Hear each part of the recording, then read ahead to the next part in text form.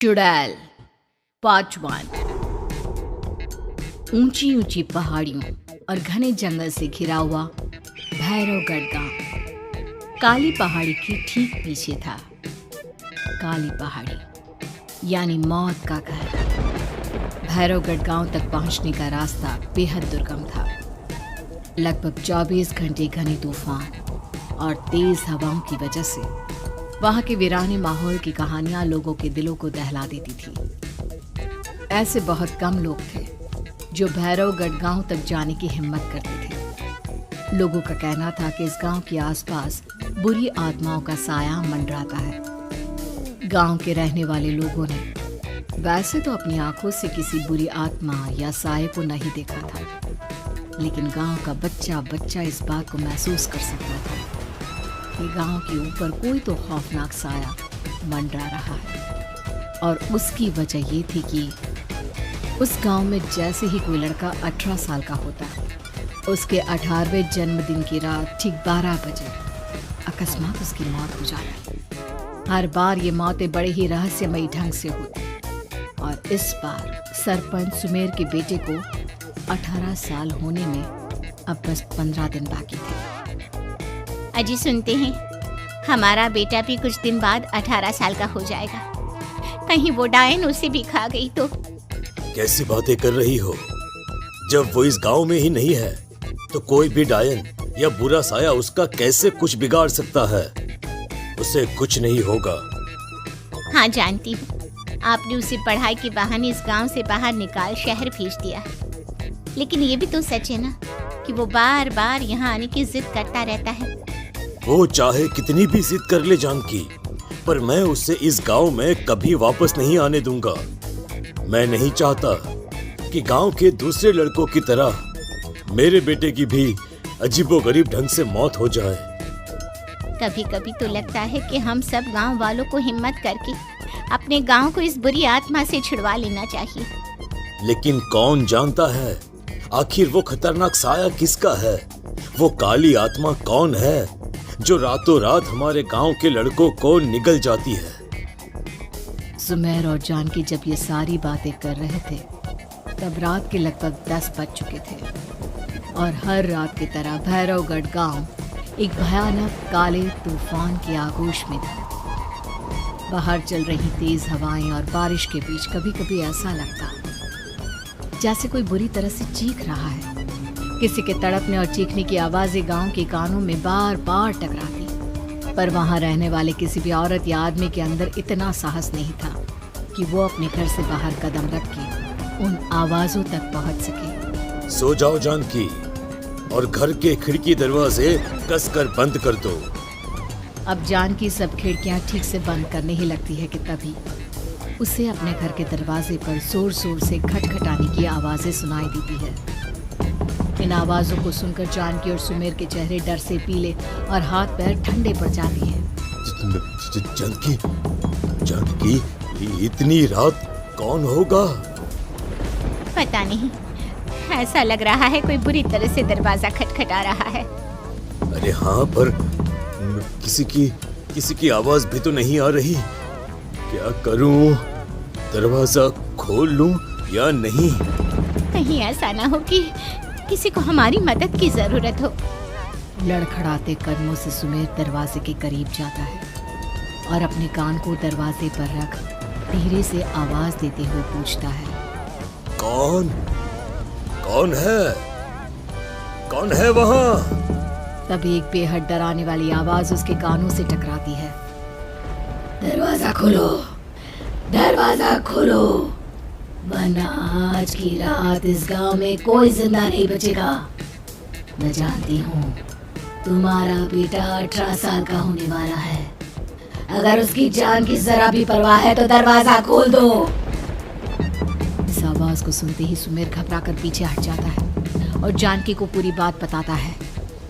कहीं वो डायन हमारे घर तक तो नहीं पहुंच गई? अब हम क्या करेंगे? मुझे दरवाजा खोलना ही होगा जानकी। मेरे पास अब कोई रास्ता नहीं है। इतना कहकर सुमेर डर से अपनी दोनों आंखें कसकर बंद करता है और कांपते हाथों के साथ झटके से दरवाजा खोल देता है। तभी किसी के जोर से हंसने की आवाज सुमेर और जानकी को सुनाई देती है। उस आवाज को सुन दोनों दरवाजे की तरफ देखते हैं और सामने अपने बेटे राहुल को खड़ा देख दंग रह जाते हैं। राहुल के हाथ में उसका मोबाइल होता है जिसमें से वो आवाज बज रही थी। ये क्या मजाक है? और तू यहाँ, तुझे मना किया था ना गांव में आने को, समझ में नहीं आता क्या? 18 साल का होने वाला है तू। माँ, आप लोग भी पता नहीं किन अंधविश्वास भरी बातों पर भरोसा करते हैं। क्या मैं अपने घर नहीं आ सकता? आप लोगों से नहीं मिल सकता?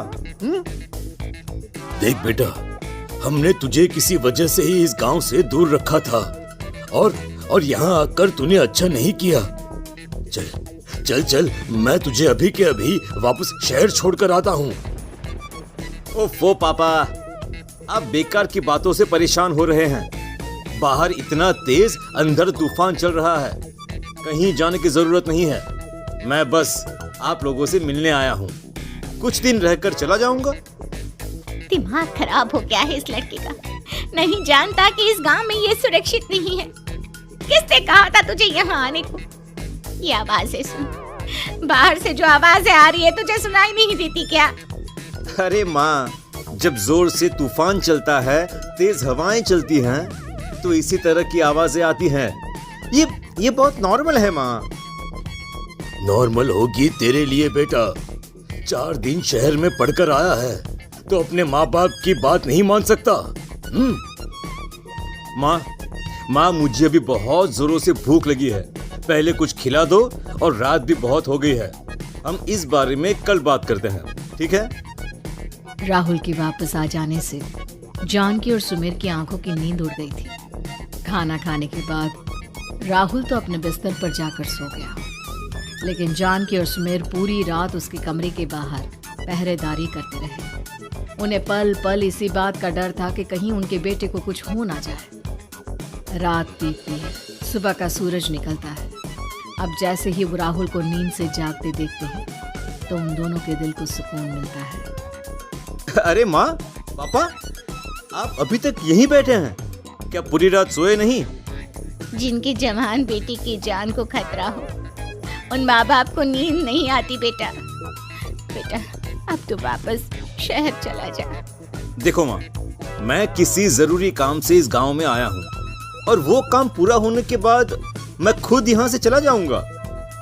काम? गांव में तेरा क्या काम है? पापा, मैं बचपन से ही इस गांव के बारे में बेहद डरावने किस्से सुनते आया हूँ, इसीलिए अब मैं उन्हीं किस्सों के ऊपर डॉक्यूमेंट्री फिल्म बनाऊंगा। रिसर्च करना चाहता हूँ कि आखिर सच्चाई है क्या। हे भगवान, लो जी, सुन लिया, और भेजो इसे पढ़ने के लिए शहर। मैंने आपसे पहले ही कहा था, मेरी बहन के पास दूसरे गांव भेज दो। ना ये शहर जाता और ना उल जुलूल की बात इसके दिमाग में आती। जानकी और सुमेर राहुल को समझाने की बहुत कोशिश करते हैं, पर वो किसी की बात नहीं सुनता और अपना कैमरा लेकर गांव की पास वाली काली पहाड़ी की तरफ निकल जाता है। अब राहुल जैसे ही काली पहाड़ी पर पहुंचता है, उसकी नजर पहाड़ी के ठीक बीचों बीच बनी एक पुरानी झोपड़ी पर पड़ती है। यहाँ भी कोई रहता है क्या? ये इंटरेस्टिंग होगा। राहुल की आवाज पहाड़ों से टकराकर उसके कानों में सुनाई दे रही थी। उसने चारों तरफ का नजारा देखकर वहां की तस्वीरें अपने कैमरे में उतारना शुरू कर दिया। तभी अचानक राहुल ने अपने कैमरे में खींची हुई तस्वीर को जूम करके देखा और उसमें उसे जो नजर आया वो देखकर राहुल के होश उड़ गए। क्या सचमुच उस गांव के ऊपर किसी बुरी आत्मा का साया था? क्या राहुल की जान बच पाएगी? क्या देखा था राहुल ने उस फोटो में जिसे देखकर वो दंग रह गया? इन सवालों के जवाब जानने के लिए देखिए इस कहानी का अगला भाग।